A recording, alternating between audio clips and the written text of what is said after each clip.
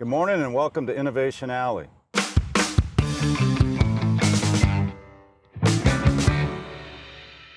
I'm Tim O'Rourke, Chief Technical Officer at Wade Trim. I'm joined with some interesting guests today and a great topic. We're going to talk about collaborative delivery and the evolution of it and its importance going forward. And you can see we're not inside today. We're out at a construction site here in St. Johns County. And we're going to be talking about what this project is and why this delivery model has really helped the implementation of this and where this is going. But I want to introduce the guests we have here today, or have them introduce themselves, with our special guest going last. Let's start with my right at my co-host. Go ahead, Dave. Yeah, good morning, everyone. Dave White. I'm the wet weather practice lead for Wade Trim. Excited to be out of the office and on construction sites today. Good morning. I'm Andy Franosz. I'm the client director. Client Services Director for the Florida region for Water Resources. 30 years in construction as a contractor.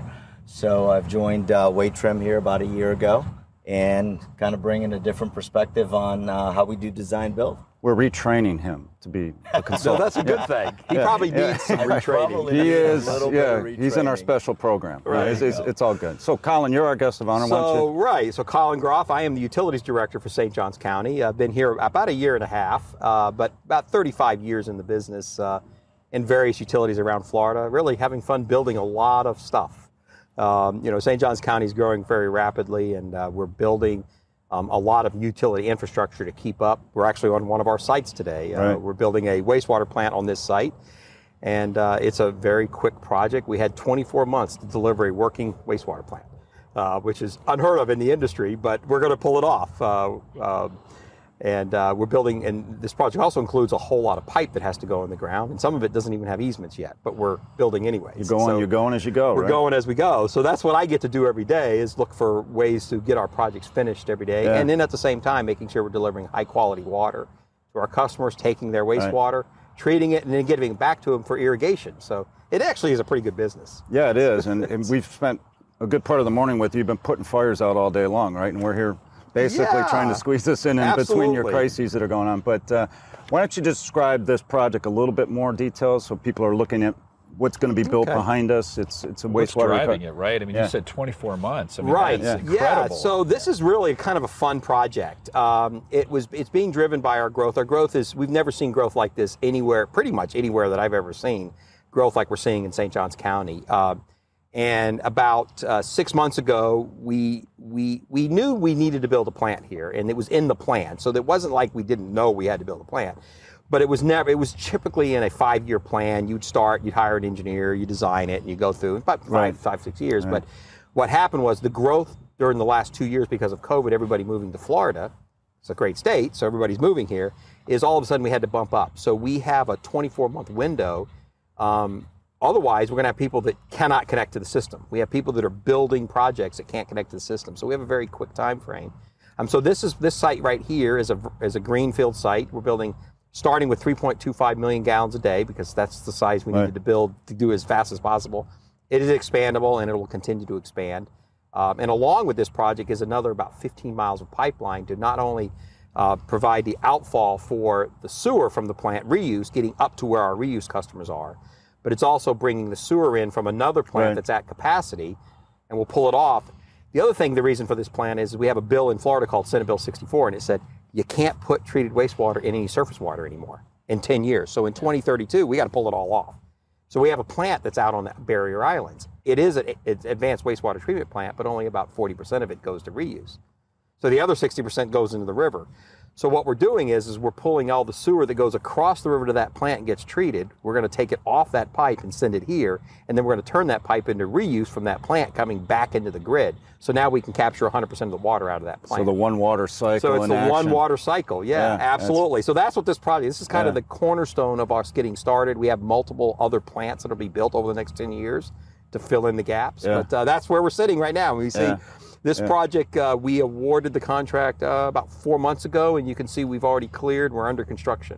Yeah, no, this is amazing, and I'm going on 40 years in this business, right? I guess I'm the oldest. Maybe I'm the oldest guy sitting here. I think I am. I guess. Yeah, you're a lot older than me, dog. So that's okay. It's all good. It's all good. I'm comfortable with it. I'm comfortable in my age. It's all good.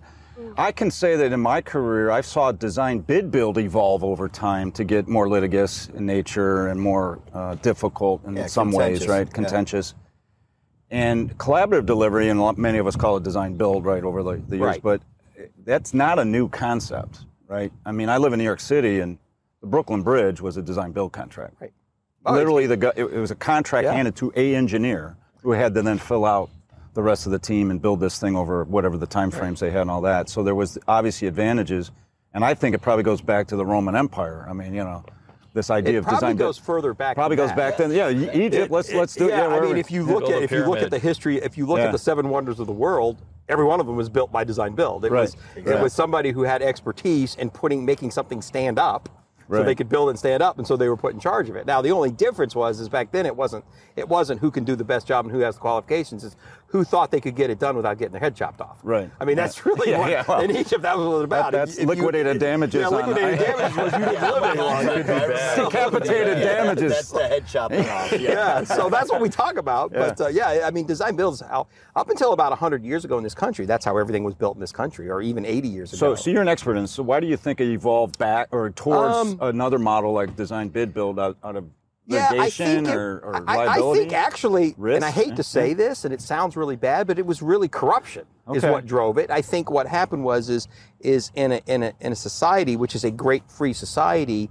I think design build at the time when there was no regulations in place how you chose contractors, you started to choose people based on their political contributions or to do these projects. So if you go back and look at the railroads, I mean, the railroads are a perfect example. Not only it was design build, it was also a public-private partnership because it was privately funded, and then the government gave them full carte blanche to do whatever they wanted to do. But a lot of those contracts were awarded through systems that were not fair.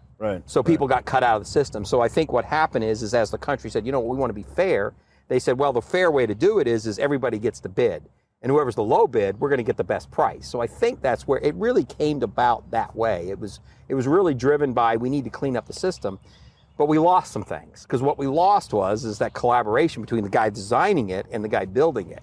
They became adversarial, and then the owner got stuck in the middle, taking 100% of the risk. The risk management process started to break down with risk avoidance between the parties, right? So and what's interesting is in government the low bid, but in private industry it really didn't move. There's private industry that'll bid their projects, but many projects are built in private side that are design build, and they've always been that way. They've always been that way. I mean, I grew up under with my grandfather, and he was a general contractor, and that's what he did. Nobody called it that. That was just normal. It's just the way things are done. It's just the way things are done. So I think the evolution to design bid build was because government needed a way to make sure they were transparent, and they could prove to the taxpayer they were getting the best deal. But then government lost the ability to really get the best deal and the qualifications. So I think true value. So I think in the last 30 or 40 years, we figured out how to transparently do something where we can pick one team to go do it, but it's still transparent, so it's fair to everybody to do. So I think that's the evolution. And there's an arm to it that now with progressive design build, right, where qualifications can enter into who you're going to ultimately pick. Yeah, it's not just hard bid. I mean, there is design build models where the hard bid is a major costing factor, right? And maybe the factor. But there are other mechanisms now where you can incorporate that you're getting the best qualified team on top of it, right? So yeah, I think that's the beauty of the system. We have 4 or 5 different models to deliver projects. We have the design bid build. We still use that in the utility in certain cases where it's a very clear project, point A to point B, and there's multiple contractors that can do a very good job at it. So we get the best bid. We get the person that's the most efficient and effective, and they give us the lowest bid. It's a very good way to deliver. You have a construction management at risk where you do want 2 parties because you have specific needs from both parties, but you want them to work together. So you still have 2 contracts, but you bring them together early and you make them work. So we have that benefit of the collaboration. But you have the benefit. The constructability input during the design.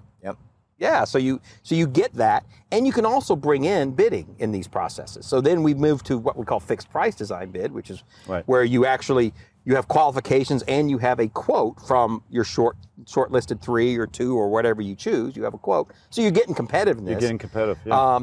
And then you have what we're doing now, which is what we call really 2-step progressive, meaning what we do is we hire the best team based on their qualifications, and then we have them actually design that design criteria package, what are we going to build? And then they price that, and they give us a guaranteed price on that.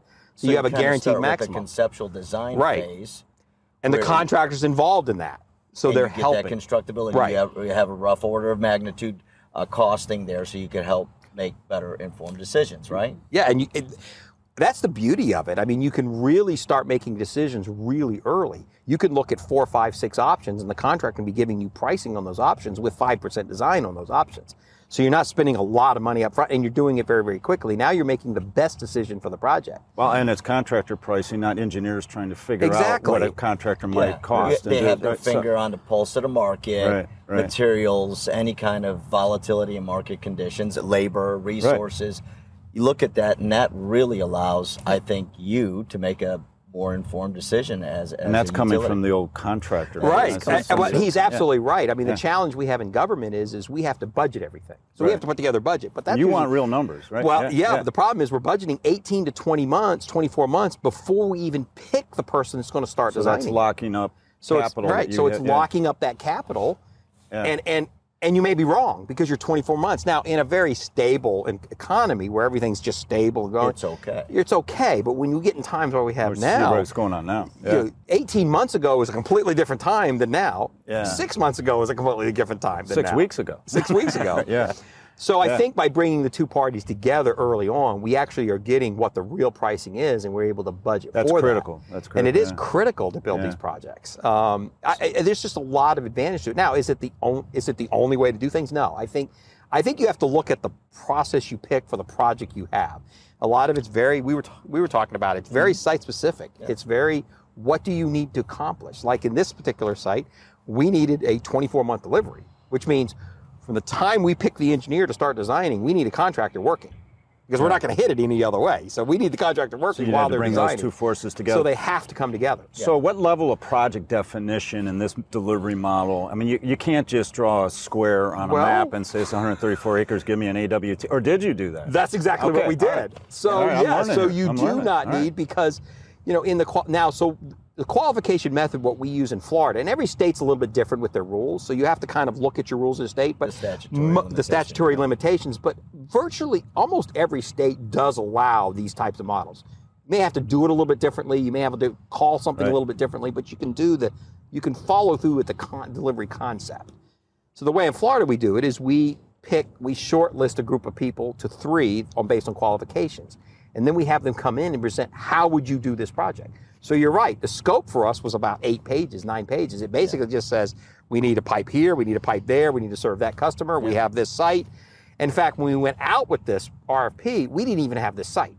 Okay, so you didn't even know we had 2 different sites. Wow. We didn't even know what site we were going to go on. We had 2 or 3 different locations that it could have gone on. But you had some performance standards. What we did do is we put performance standards in. So at the end of the day, here's what you got to have. Okay. And here's the date you have to have it on. And then the teams came in and said, here's how we would do this. Here's the method we would go through, and then that was scored, and we picked the team that had the best method and the best way of accomplishing what we were trying to accomplish.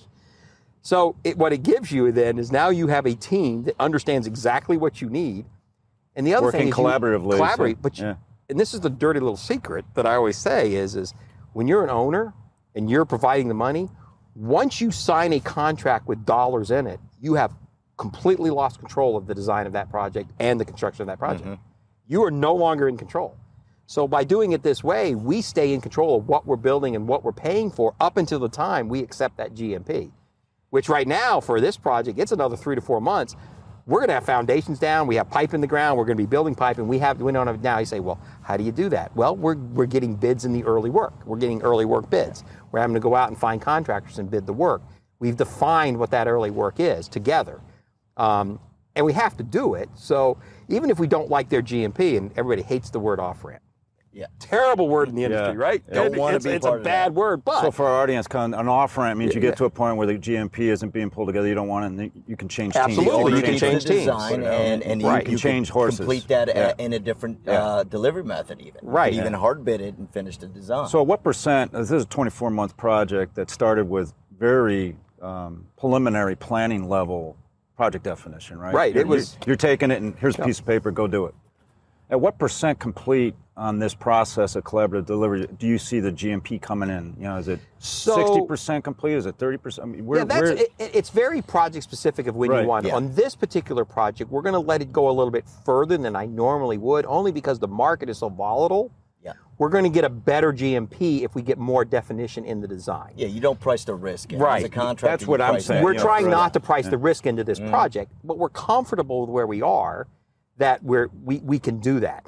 Now, that doesn't mean we don't have pricing right now. We do have pricing right now. We know where they are. We know what the numbers are. We know what the goals are. We know what we're trying to hit. And every week we meet and we're lowering the pricing. And it's great stuff. Like, I mean, I'll give you a great example on this site. If we had hired an engineer to do this site, they would have engineered it. And the people that engineered, the site designer designed the site. It took them they only had 2 weeks to do it. So they got the contract 2 weeks later, they had to have a site design. So they used standard design practices and they designed the site. And it was a great design. Nothing wrong with the design. But when we started pricing it out, it was like, wow, this is really expensive. And why? Well, it was how much fill they were adding. Yeah. You know, how much fill. Now the contracts involved say, you know what, I've got to haul in fill and it's this cost. And if I could dig. So we modified this site design as we went through, and we've saved $2.5 million just on moving dirt. Yeah. Just by changing the design in the process. That's a good example, because we talk about, there's a term in the industry where you talk about value engineering, right? And being part of this industry from the contractor's perspective, I remember that was really a bunch of scope cutting, right? That was the value engineering. But truly what you just described here is all of a sudden taking a site design, changing it to a nice balanced site, and that's truly the value engineering that you can do. And value engineering on the design bid build arena, there's one usually that happens in design. Right. And my criticism is always, don't try to do this at 70, 80%. It's too far It's going to be too costly for us to change the design at that level. Let's do this early in the game. Yeah.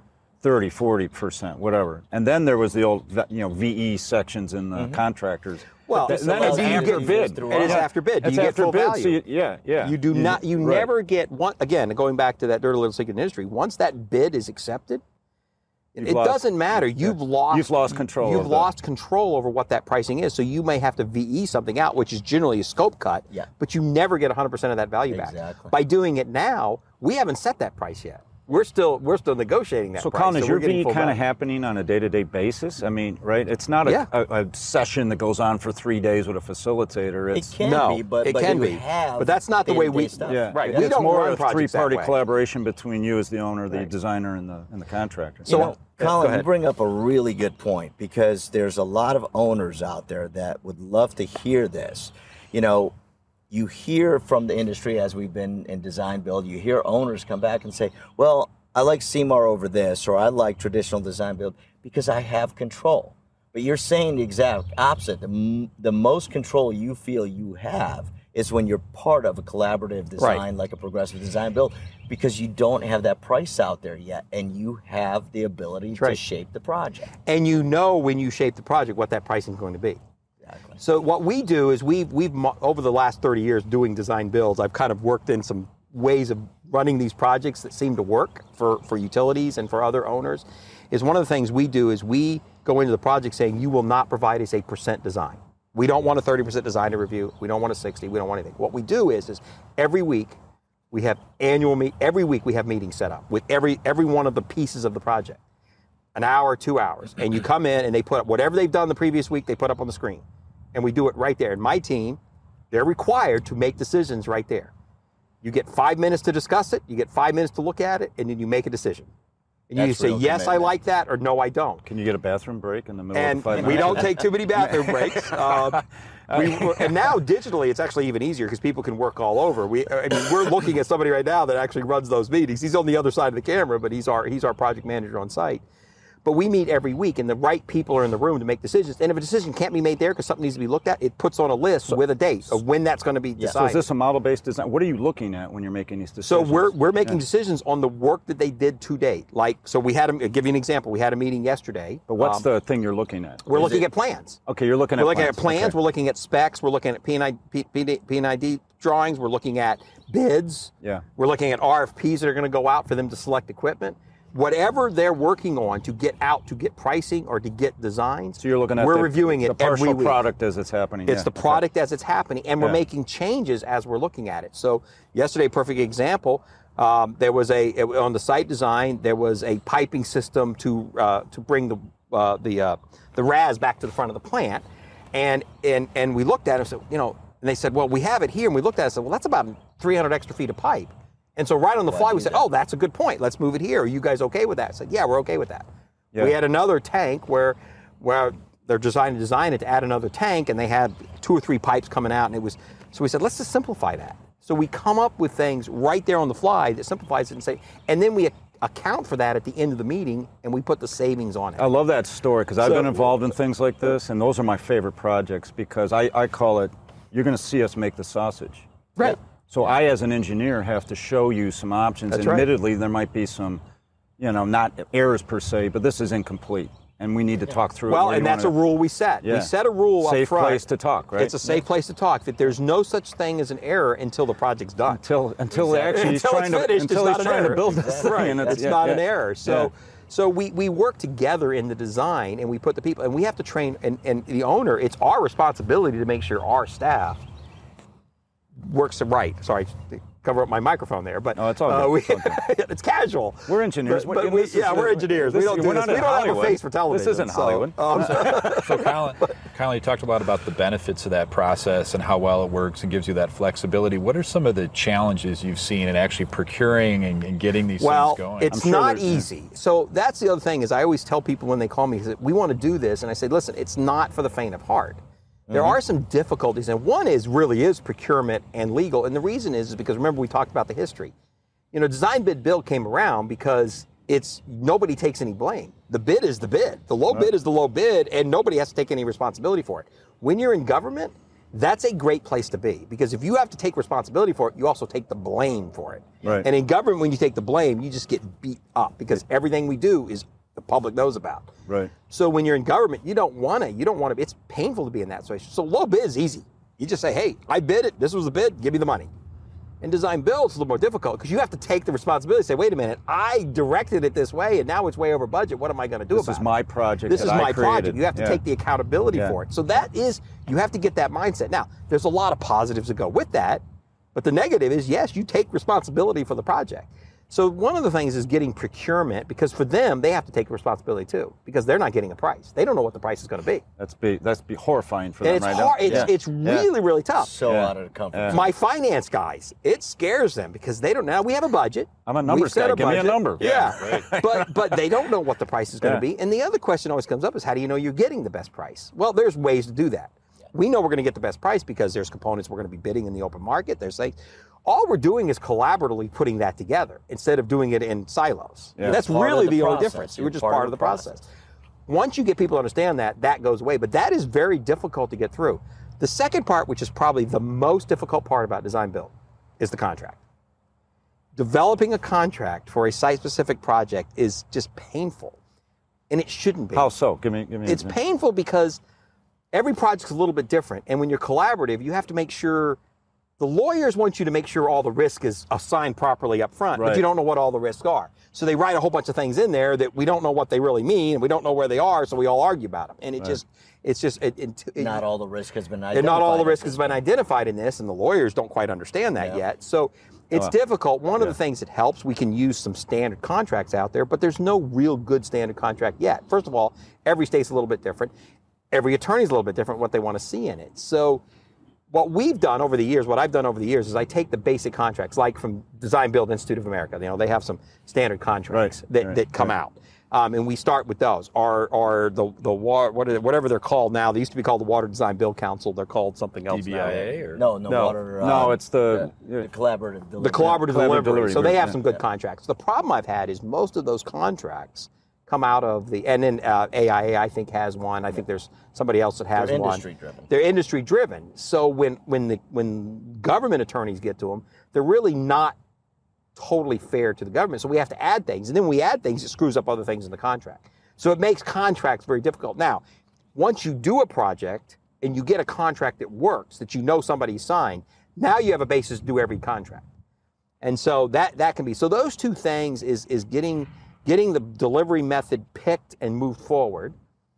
And it's really not. I don't blame any procurement people. They actually like this but they have to. You have to teach them what it is. They have to understand. They have to understand it. And once they do, they like it. Same thing with attorneys. They like it once they understand it. But because it's not normal. Well, attorneys don't live in the world of risk sharing, right? And they don't live in a world of risk sharing. Yeah, this is a risk sharing process. You're sharing risk. And I mean, in design, bid, build evolution, the term risk sharing became more and more prevalent to try and combat claims.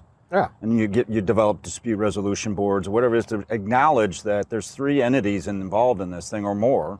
Right. The owner owns the ground, okay, but you have a designer that designed this and a contractor that's trying to build this, and the three parties are not risk sharing if they're blaming each other, right? Well, and ultimately the owner has all the risk. Right. It really doesn't matter. Ultimately the owner has all the risk. You do. Right. So but one of the logic, obviously there was time savings, was a collaborative delivery driver, yes. All the things you just talked about, but in the concept of risk sharing and how this format versus the traditional design bid build, what's your views on that? So that's where I think where as government, and this I'm going to strictly stick to government, not private industry, because private industry is a little bit different. It works differently. But in government, government is very risk averse. So what they think they want to do is shed all the risk to a private company. Unfortunately, legally, there's really no way to do that. So they think and when you bid something, you think you've done that. All the lawyers are doing this on the. They not like to hear it, but they think they're doing that. But what they're doing really is yes, the contractor takes the risk, and then they price it into their price. Yeah, you're driving and the you price pay up. for it, and then when the risk comes up, you get a change order for that risk because it's what? What is it called? Unforeseen condition. And how do you prove something's unforeseen? So ultimately, you take the risk anyways. Yeah. In collaborative delivery, if you can do it right and you do it correctly, day one, we start with what we call a risk registry. We try to outline what are the risks on the project. Right, Let's put them on a piece of paper. Yeah. Let's talk about the probability of it. Let's talk about the cost of that risk. What is that risk cost? What are you going to mitigate? And then who's going to own that cost? Yeah. How are you going to mitigate it, and who's going to own that cost? Right.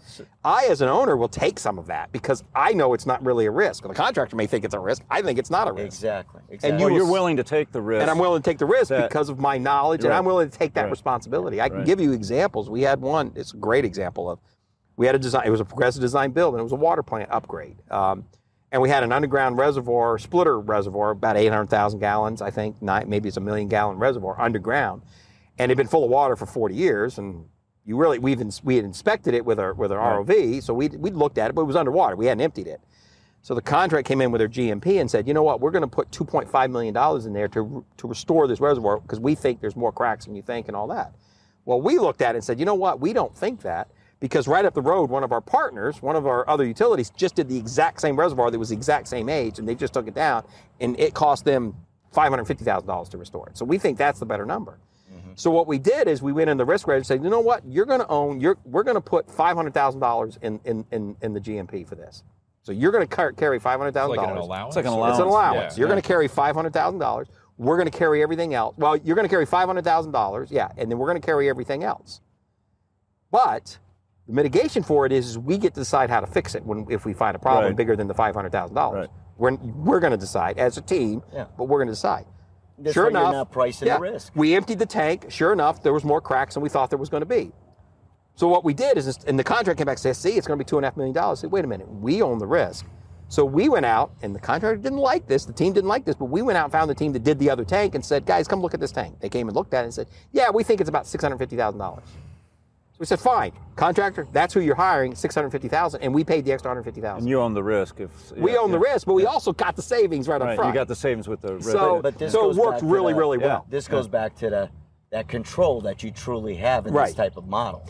If that had been a low bid, first of all, they would have bid $2.5 million. Exactly. It would have cost them $650,000 to $700,000, and guess where the rest of that money went? Yeah. That's exactly. So you'll appreciate this. When I was on a program management team, I'm not going to get into the details of it, but when we were starting the program, before collaborative delivery was even being talked about, I was trying to explain how much contingency you've baked into the bids you're getting because of conservatism of design. Sure. Right. The way you're writing, the risk sharing, all of it. And if that's 20% on $50 million a year, okay, you're probably overspending by 10 on a capital plan. But if you're taking your capital plan to $350 and you've got the same processes in place, Right. That's more than your current capital plan you're paying in contingency. You got to change the way you're doing these things. Right. You have to change. And in that case, they didn't. They just developed a different way of doing design. But I mean, it is true. You're going to pay for it. If you're trying to avoid risk, you're going to pay for it. You're so right. I mean, I try to tell people all the time. I says, it costs what it costs. Yes. Right. The question is when do you pay it? Right. You know, Right. and how much extra do you pay for that cost? You know, construction comes down to efficiency and effectiveness. Who's the most efficient and effective at building that project? And production, and that's what's going to get you the best cost.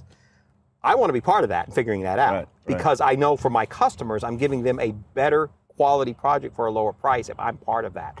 Because I go out and hire, when I say me, it's not me personally, it's my team, because I go out and try to find very good team members that understand the process, that can come in and work with the team to come up with the best project.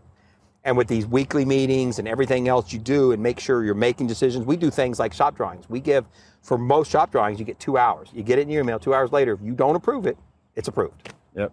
Oh, wow. Yeah. We do. So we put those things right into contracts. Yeah.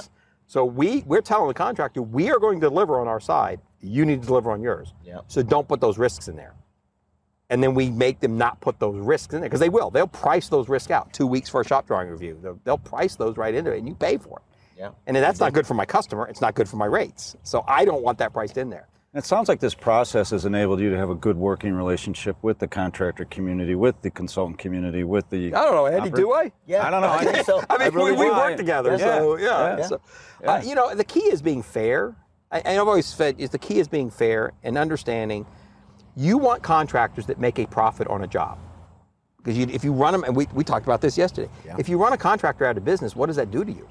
Or out of town. It hurts you. Or out of town because he doesn't want to or they don't work want to with it. bid. It just, all it's going to do is drive your costs up. Yeah. So you want contractors. So like on this project we went out, we actually had 4 teams come in. That's amazing because there's all the projects going out where you get one bidder. Yeah. Yeah. A lot. There's the project we're comparing ourselves to, which is across the river from us. They went out to bid. They did a design bid build. They went out to bid and they got one bidder. Guess what they're paying? A lot more than it's worth because they got one bidder. Yeah.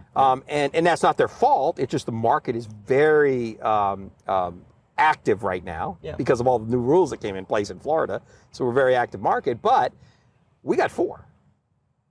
And one of them had to get cut off, but all 4 of them could have done the job. Wow. We had to pick based on the proposals they gave. So that's how you pick. You know, you just, whoever does the best job of the proposals gets picked. But that's what you have. You have to understand, and you have to teach staff. I teach my staff. It's good for a contractor to make profit. Now, it has to be a fair profit. It can't be an unfair profit. Oh, you don't want to make it unfair. It has to be fair, and we have to do things like we have to pay on time. We have a 2-week pay turnaround. You get us your pay request, you'll get a check. Mm-hmm. And we do things like that to keep these things moving. We don't take months to look at a pay request. We do it in a 4-hour session once a month. It's inline, in person. It really, you know, what you're saying, Colin, and you've said it in a couple different ways, is that level of commitment. One, you've talked about how you've evolved your contracts. That level of commitment, once you go over the hill and you go into collaborative delivery, you get, as a utility, as an owner, you get more efficient as well. Because you know your contract, you know how to administer them, your staff knows how to deal with it. It's that level of commitment, and you know, that we're going to do this because there is that true value. Right. And once the community of delivery understands all of this, they get comfortable with it, and you're getting better product. Right. You're getting better product, and you're getting more competition, more people looking at you. So, in conclusion on all this, you've raised so many points. I started this with the whole Brooklyn Bridge was design build, right? So you have a story about that. I mean, if you look at the Brooklyn Bridge and you look at the chief, and they called them architects back then, and engineer, because the architect and engineer were basically the same person back then. A guy. We've kind of, it's a guy. But if you look at that story, and I watched it, I don't remember which channel, but there was a story on the Brooklyn Bridge, and he actually lived right on the bridge. I mean, he lived on the project. I think that was a Ken Burns documentary. Yeah, it was Ken Burns. That's what it was. It was a Ken Burns documentary, and so he was in charge, and the government guy that was paying the bill was right there with him. Yes. And they lived in the project. They were in the project. So you talk about this collaboration. You have to make these projects work. You got to be together, and so that's why we do these weekly meetings. We do these daily phone calls. We have a website where everything's on, so everybody can go and grab stuff and pull it on and off. We use the technology. So you talk about innovation. We use the innovative technology to communicate, So this project continually moves every day. We get an aerial shot every day of what's happening on the site. It's the same location. What's going on in the ground, what's on. We don't inspect anything. We don't need to. It's not a crime, but it's because we're involved in the project every day. That's what makes collaborative delivery work. Yeah. And you actually get it cheaper in the long run. And you seem like you really enjoy it too. I do. You look like you're having fun. I enjoy building projects because you can. At the end of the day, you're serving the public, and it's and what we do is we provide the lifeblood of the public. Water, you can't live about 48 hours without good, clean water. No, you're going to die. You're gonna, that's you can live a long time without electricity. It's not comfortable, especially in Florida. But without good, clean water, you can't survive. Our body's made up of it. That's right. So for us, this is our passion to make sure people have the right product, and we want to deliver them in the very best way possible, and to get them the best value because it's their money. It's not my money. It's their money. They write a check every month to us. And our job is to make sure we use that money as wisely as possible. So, and it's in practice as we're sitting. It's in practice as we speak right here. That's what we're looking at. We're looking at this project being built, and we're going to build it quickly. It's going to be a great project, and it's going to serve not just the people, it's also going to serve the environment, because we are protecting the environment here. We're saving 80, 90 acres of wetlands on site. So we're doing a lot of great things in this project. All right, so we're running out of time now, but this has been a great discussion up to this point. And why don't you make some closing thoughts, Dave? And yeah, we've talked a lot about that collaborative delivery process, and I also think about just even on the engineering side, training and getting that community used to collaborating, because a lot of times it is very controversial, and you're kind of fighting with that contractor every day. And but it's a learning process, and when you get your engineering team on board and get them thinking about, okay, what do I need to do to save some more money or do it differently that I'm comfortable with? Once you get them on board too, and you line up that whole process, it just moves along, and you get a lot of great things done. Yeah, no, it's just great. That's great. A man of few words. Well, Andy, Franosz. Right. I think, obviously this is Innovation Alley. The whole innovation is the process itself. When people think innovation, they think a gadget or a thing or a particular technology. But it's the process. Colin and I have had many discussions on this where it's, you get that live constructability in the design for decision making. There's the innovation right there, is that whole process. Our forefathers knew this 100+ years ago, and somewhere along the way. It was intuitive and obvious then. It was. Yeah. But it's a pleasure now to have been in this industry for 30 years to see it going back to something where we're truly being able to help and be part of being good stewards for people, for the environment. It's really good to see that we're coming back to this. Yeah, and these are all great comments. I'm going to turn it over to you to close it, Colin. But one of the things that I have kind of observed in this development of collaborative delivery, my career started as an officer in the Navy, actually, and I was a construction manager. That helped me as an engineer learning construction first. And this, from a workforce development on our consultant engineering community, if you're a young engineer and the assignments you're getting now are collaborative delivery versus design, bid, build, or planning and whatever, you're going to be a better engineer. Yeah. And you're going to be a better contractor working with engineers. Right. So I think it's a good workforce development model as well. So. Boy, that's a great point, because my career was the same way. My first job out of school was go out in the field and work with those contractors. Right. And I learned how things got put in the ground. Because you can learn the technical part of it, and you want to design it, but if you don't know how it goes in the ground, you're going to make some mistakes. What do you mean 2 plates in a trench box? What are you talking about? So I think that really is, we want to conclude it up. I think that's the collaborative delivery has so many advantages for a utility and for any kind of owner being involved in that process, because you really are representing the people that are paying for it in the public sector. You're representing them, and it allows you to represent them much better with collaborative delivery. Now, is it the only delivery? No. There are reasons to do other ones.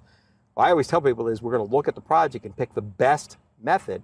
The innovation is then when you pick the method, how do you run that process? How do you implement it? And we're continuing to improve that. And I think, hopefully giving you a couple ideas on things we do that improve that process and make it work better.